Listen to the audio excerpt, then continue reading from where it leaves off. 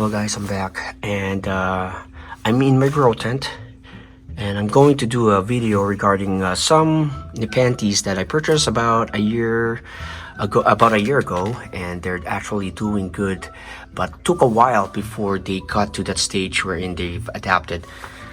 But before I do that, I just want to talk real quick about what I did, what parameters or what changes I did on the in the grow tent when I left for my vacation to the Philippines for 3 weeks. So it's been a month now since we arrived back here to Texas. But should have done this video early on, but we were pretty busy. Took us like 2 weeks before we fully unpacked everything from our luggage. I actually worked 2 days after arriving, and it was a grueling flight. But basically, it's a 13-hour flight from the US to the Philippines, and of course back. But we also have two connecting flights back to San Antonio. So like the travel is a whole day, and when we're in the Philippines, that 3 weeks we're actually very busy, like non-stop traveling, meeting friends, we went to like 3 beaches, and then of course went out a lot to spend time with family and friends. And while I'm talking about the parameters I changed, I'll just go through some of the plans here so it won't be boring. But basically, so I was gone for 3 weeks. We have a friend who actually volunteered to water the plants. However, they cannot. I only asked them to go in here to water the plants like once a week. I can't really ask them to water the plants every other day. Because that's what I do for all of these mounted orchids that you can see here. I water them every other day, and during the growing period, I water them like 4 times a week. So an additional day, but I can ask them from them, and so I need to do some changes in the lighting, the misting, and the temperature to make sure that the plants don't die on me. The goal is, I know they'll look rough when I return, but the goal is to make sure all of them are alive and I can get them back to a good condition. And so basically, for temperature, we'll start with temperature.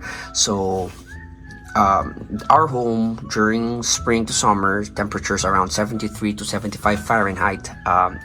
That's the settings we put in our thermostat. But I set it up for like 74 Fahrenheit.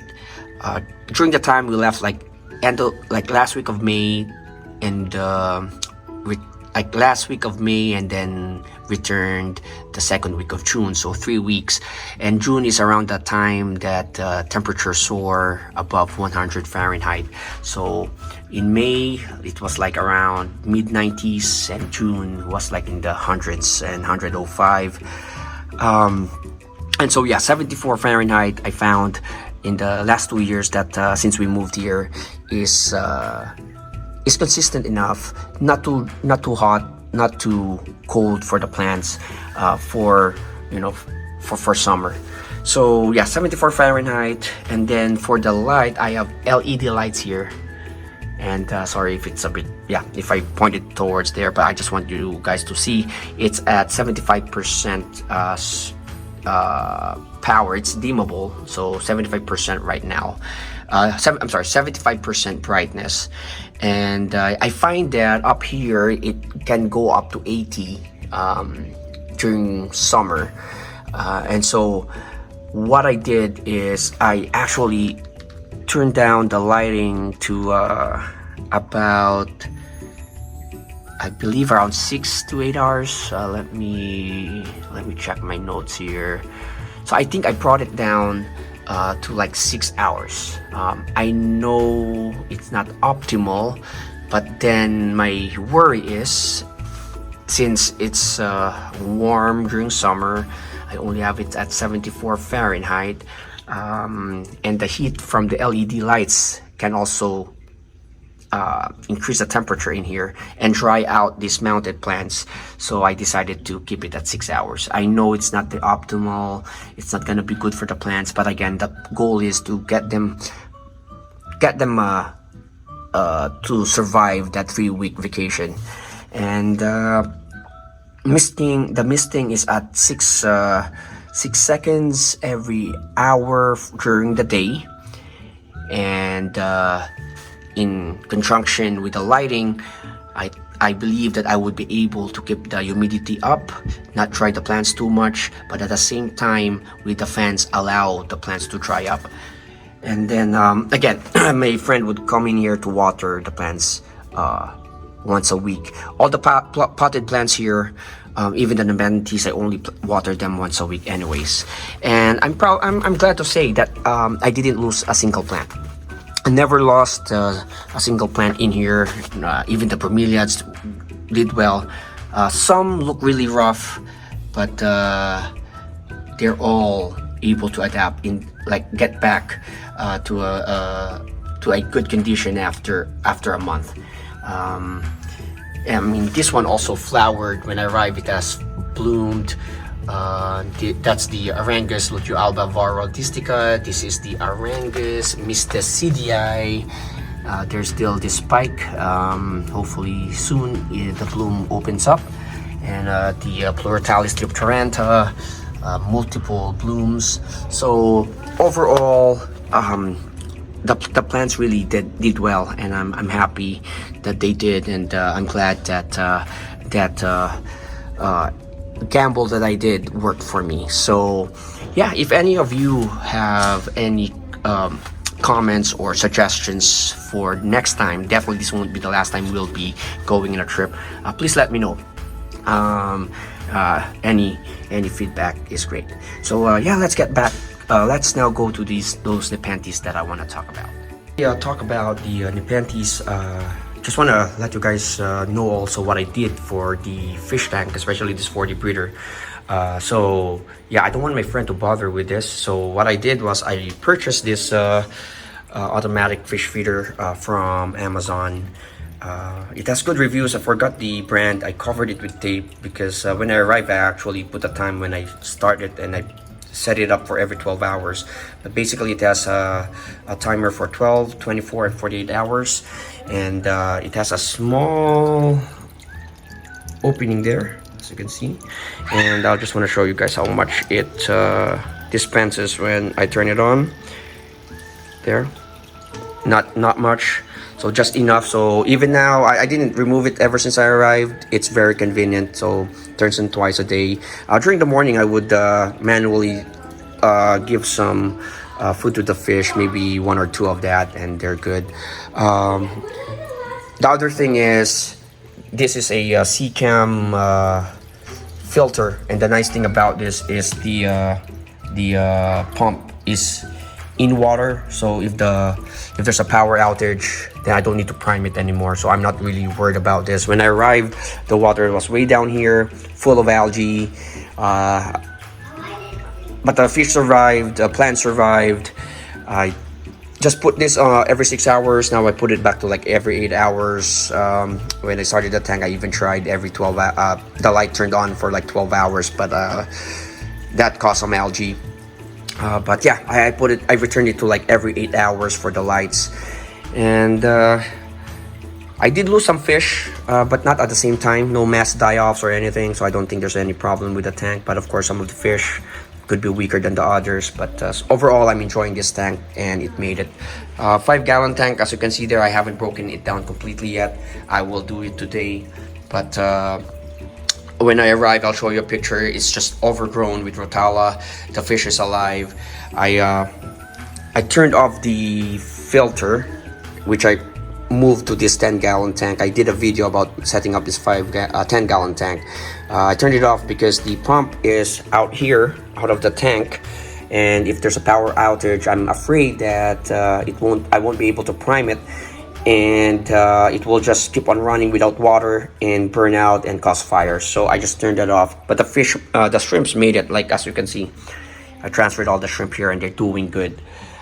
So for the spider, I fed them and left like yeah, this is Leafy, the jumping spider. It's in its nest there, and yeah, I left two lateralis roaches in there, and I asked my friend to just water this just spray it with water every time they arrive, so once a week. The rest of the plants, these plants, they all did good because I only watered them maybe once every 2 or 3 weeks. A friend of mine actually overwatered some, but he did that on the third week. Like in a couple of days, we'll be returning, and I was able to save the plants. That is the moneywort. They call it also wandering Jew. It's overgrown there before, but yeah, it was overwatered. The soil smelled bad. I was able to save a few, and I need to trim it anyway, so that's fine. So that's for the rest. I mean, again, a lot look rough. That's my kids. A lot look rough, but they made it. So back to the Nepenthes. All right. So the first one I want to talk about is this one here. Yeah, location is in this area here. Approximately around 78% humidity. I've opened this grow tent like 15 minutes ago now, so maybe it's around like the 80s earlier. 76 Fahrenheit. And let me grab it off and we'll talk more about it. Alright, so I'm now on the floor of my grow tent. I find it's one of the best ways to check on a plant, and it's pretty bright. So yeah, this is the Nepenthes condylifera ex veitchii, BE Borneo Exotics 3689 from Pet Fly Trap. I think I purchased this like medium sized. I'll show you a picture. As you can see, it's pretty small, and but now, yeah, it's looking good. I really wanted the veitchii, but from what I've read and researched and watched, they need a highland parameters. They need a temperature drop during the night.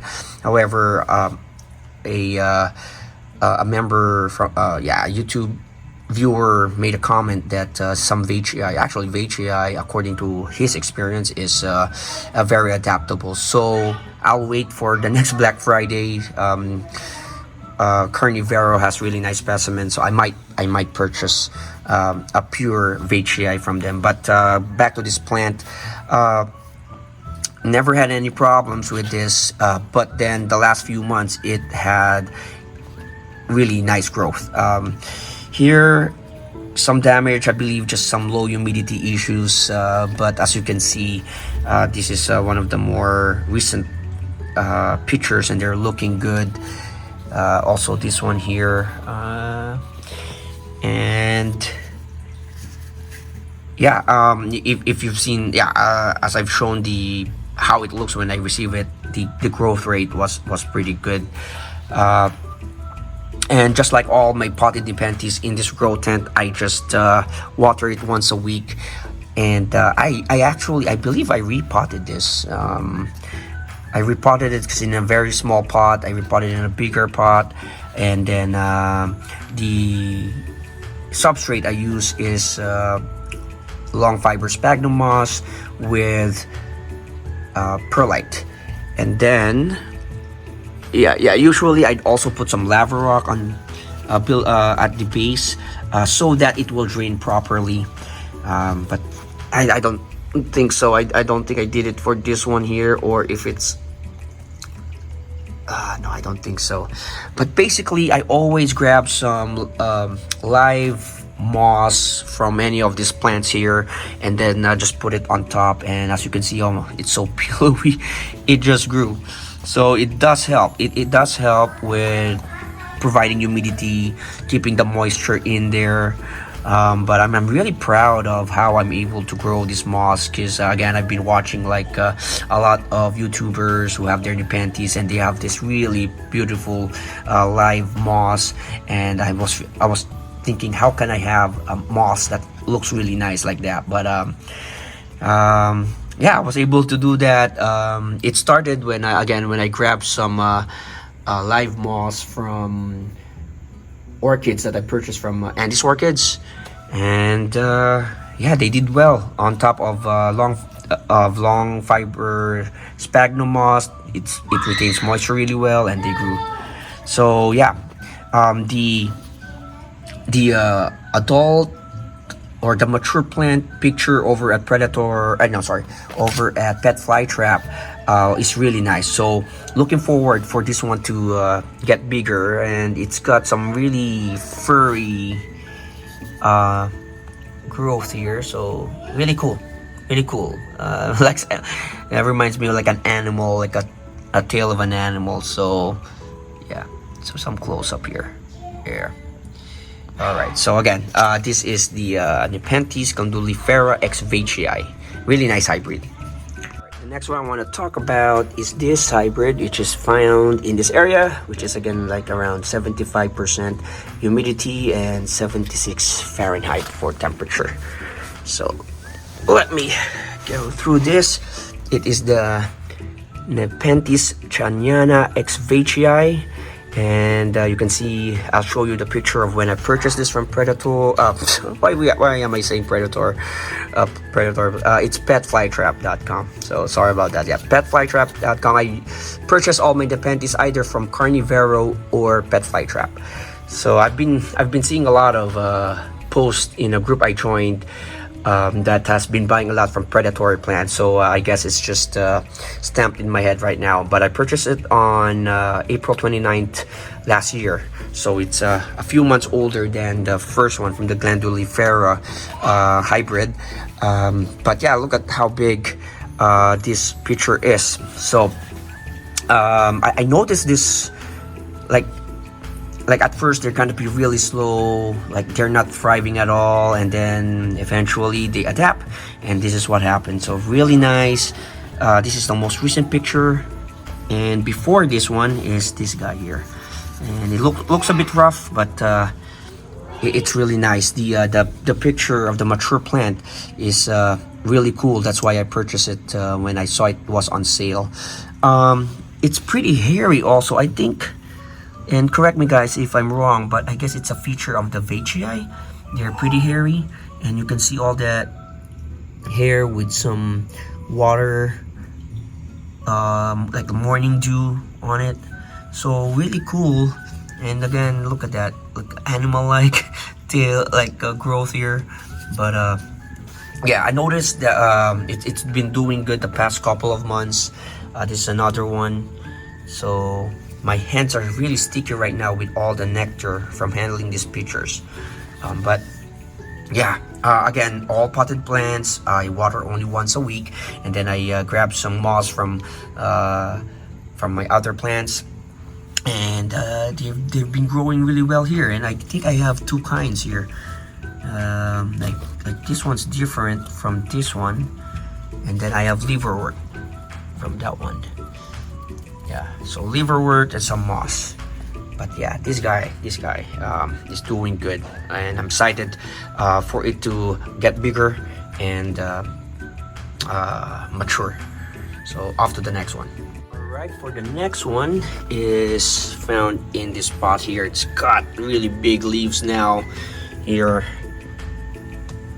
and what I'll do is, it's a bit tricky to remove here because I've got this philodendron, not micans. What is this again? Melanochrysum, sorry. Yeah, philodendron melanochrysum. I have an orchid there. So yeah, but I just want to show you guys again which spot it is. It loves it there. Ever since I put it there, it just kept on growing. So let me grab it off. It's a spot here. All right, guys. So I actually place it here because it's easier to appreciate than there. Okay, but as you can see how big the leaf jump is compared to the others. And this is the Nepenthes spectabilis Perkinson giant ex platychila, purchased on June 29th of last year, and from Pet Fly Trap also. And really cool plant. I've seen the Perkinson giant line of the spectabilis, and they look really cool. And it's starting to get the this one is starting to get that color. So this is one of the most recent pictures, but you can see here it's get that really nice like purplish coloration. And there's another one here. Oh, this one looks even better. Look at that. There you go. Oh yeah, you can see some stripes on the peristome. And yeah, when I saw the mature plant in Pet Flytrap's website, I really like the peristome. So starting to get that really nice peristome coloration. And this plant, again, I've never had any issues. But the last 2-3 months it started to get really big, and I feel like it's really adapted in the conditions I have. There's another one growing here, another pitcher, and again I just water this once a week, and you can see all the really nice pillowy cushion-like feeling here from the moss. And they're really nice because they're an indicator for me if the plant is getting dry, because they'll be dry first. But ever since, again, in this grow temp, humidity is really consistent, so the moss loves it. They grow big and again grow fluffy. And again, I will only water this once a week. But as you can see, the leaf jump here, very excited about this plant. It's not as the new growth is not as hairy as the Veitchii hybrid, so I believe that's one of the characteristics of a Veitchii. And yeah, I only, like all of these, I only feed them like every 15th and 30th of the month with what do you call this? I feed them with the Maxi, 1/4 strength Maxi, and they do good. So yeah, so those are 3 of the Nepenthes hybrids that are doing really well, that I've noticed that has really has large growth the last few months. But I'll show you one that's really, actually I'll show you 2 that's actually alive but not thriving, basically. So get back to you guys. All right, so that Nepenthes I'm talking about that's alive but not thriving is this one. And yeah, it's located in that spot again where the Glandulifera is doing good. This guy is actually doing good, but that will be for another video. But this one is really struggling, so let me just pick it up and talk about it more. All right, so some of the pitcher fluid from the Spectabilis hybrid dripped here. But yeah, this is the Nepenthes Ramispina X Vogelii. I arrived on the 29th of June last year, also from Pet Flytrap. And this is my first Ramispina hybrid. I have like 2 or 3 if I remember. Yeah, but they're doing good. This one though has been with me for close to a year now, or more than a year now, because it's July. And it's alive, but haven't produced any new pictures. And I'll show you the picture of when I receive it. It's a small plant, but it has really nice pictures that has the characteristics of the Vogelii, and they're very slender but dark. It was really cool, but it never produced new pictures for me. As you can see, there's a lot of new leaf growth, but it just didn't produce pictures. And so I've been moving it around. I was thinking maybe it needs more humidity, but still, it didn't work. So I placed it here, right there. And now, when I showed you the spot where it was, I'm hoping that it gets brighter light, and then it's in direct contact with the mist from the Mist King. And I'm thinking maybe it might have new pictures, and that might, I'm not sure. I'm not really sure if it's kind of effective, but yeah, this one does look promising, and this one also. Sorry there. Let me see if I can do a good close-up. So yeah, they look promising, but yeah, it's been more than a year, and been moving it around, and it's just not doing doing good in terms of producing pictures. As you can see, still having like this large, like this really pillowy cushion like growth moss, I'm sorry, moss growth. And yeah, so I'm hoping it finally gets around and able to adapt and grow new pictures, because it does look good. So this is one of those that are alive, but hasn't really produced those that produced really nice pictures for me. So for the last one, this plant that I want to talk about, it's located here. This is the Nepenthes hookeryana. So I'll get approximately around 75 to 80% humidity, and then temperatures around 75 to 78. So let me just pull this off here, but you can see I place it before. Again, it's one like the Rami Spina. I just put it everywhere that I think it will do good, but it didn't. But finally here, I think it will eventually adapted. But let's talk more about it. I'll just pull it off this part here. All right, so this is the Nepenthes X hookeryana. From what I read, I believe this is a natural hybrid between the Ampullaria and Rafflesiana. I purchased it in April 29th of last year, and I'll show you the picture, and you'll see it's very, very small, and the only pictures it ever had were the ones you can see in that picture, and those were the ones, just those small pictures. Never had any pictures for me more than a year now, until now. Should have I waited for this to fully form and see if it's finally got over that hump? I could have, but this is one of the plants that I read that are easy to grow, and they were cheap at the time, so I was expecting that it's one of those easy to produce Nepenthes. That's why I was thinking they could be easy to grow.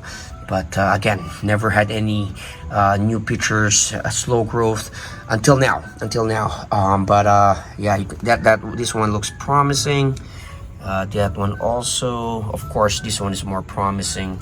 So I hope it finally has gotten over the hump and produce pictures for me, because the pictures are squat, they're small, I think a little bit purplish, really nice coloration, but it's one of those plants that took a long time to finally get to this growth here.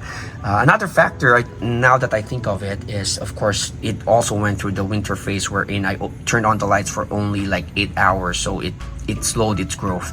But of course, compared to the rest, the first three that I showed you, those were like growing huge leaves. Again, these are hybrids, so the characteristics of the other Nepenthes are better in terms of growth. So yeah, this is one of those plants that I'm hoping that finally produce pictures.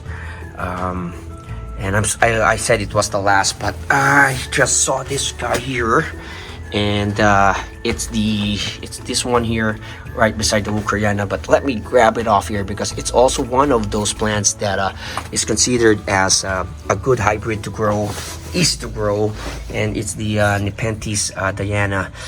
It's the Ampullaria X Cebuyanensis X ventricosa, apparently named after I think from Diana from Borneo Exotics, I believe. I forgot, but that's what they said. It has really nice like tubby red pictures, and with the ventricosa line, I was expecting it is gonna be a good grower. At the same time, they say it's really easy to grow, but here we are. I'll show you the picture of how it looked when I received it. It was small. This is one of the first pictures, and look at the smaller leaves.